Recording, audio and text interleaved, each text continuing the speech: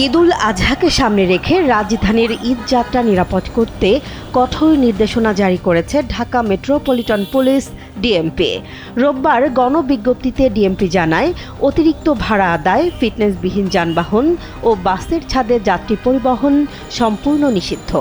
সেই সাথে bus terminal থেকে নির্ধারিত সময়সূচি মেনে গাড়ি ছাড়তে হবে এবং নির্ধারিত ভাড়ার বাইরে কোনো অর্থ নেওয়া যাবে না।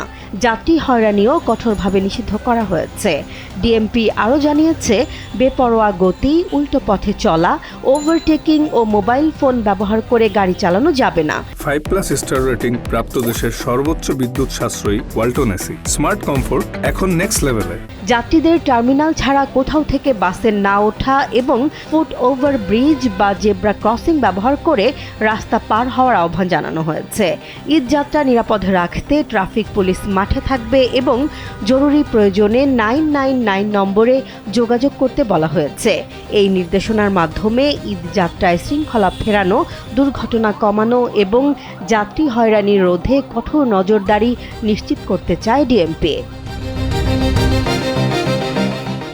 জেসমিন জাহান, কালবেলা।